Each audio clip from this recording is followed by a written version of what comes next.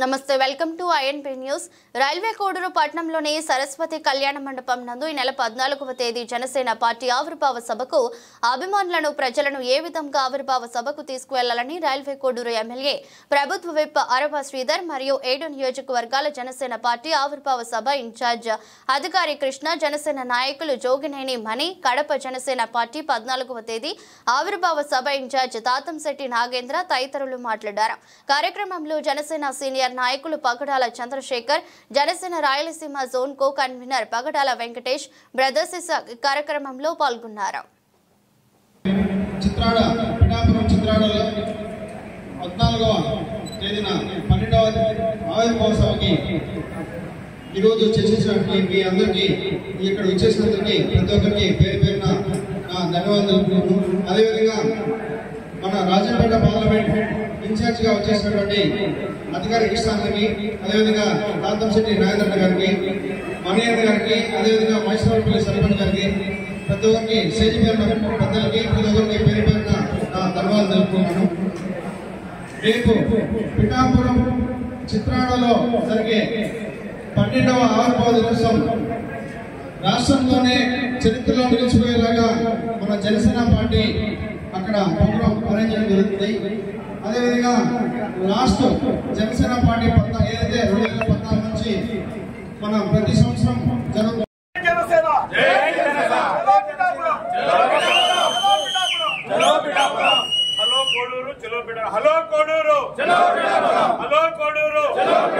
పవన్ కళ్యాణ్ గారి నాయకత్వం, జై జనసేన.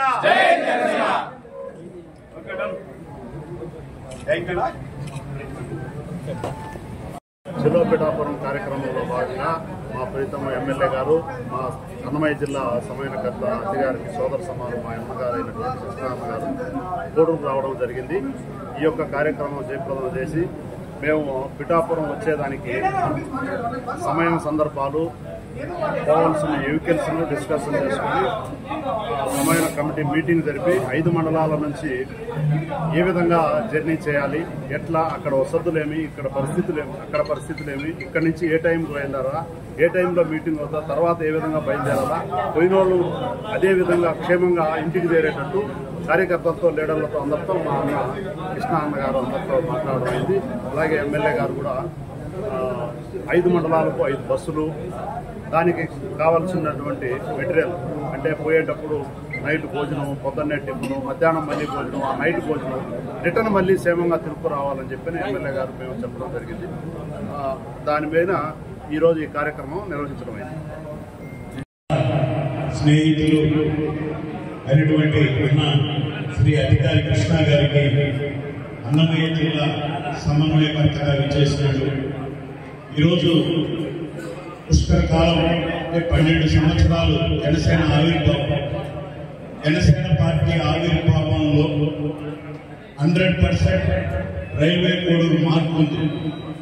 జిల్లాలో మొదటి సర్పంచ్ మనమే గెలిచాం, రాయలసీమలో మొదటి ఎమ్మెల్యే మనమే గెలిచాం, 2 తిరుపతి గెలిచిన.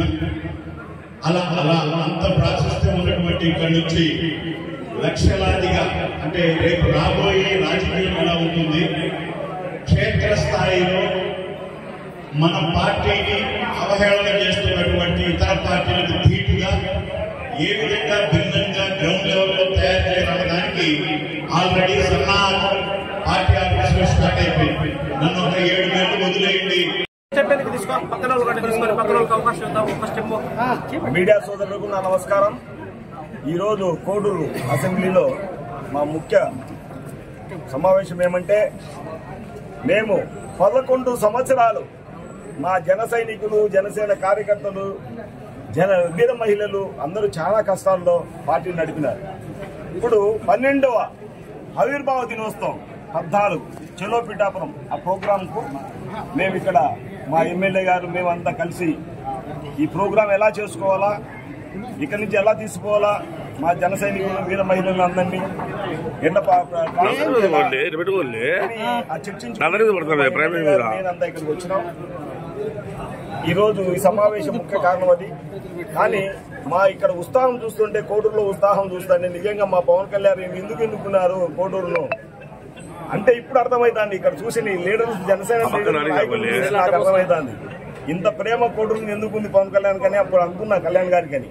కానీ ఈ రోజు చూసిన తర్వాత ఈయన ఉత్సాహం చూసిన తర్వాత నేను సైతం జనసేన అంటాను కాబట్టి అది చూసి ఆయన మురిసిపోయి మీకు ఆకర్షితుడైపోయినాడు ఆయన కోటూరు. అందుకోసం రాయలసీమలో ఫస్ట్ సీట్ సెలెక్ట్ చేసింది ఆయన పవన్ కళ్యాణ్ గారు కోటూరే.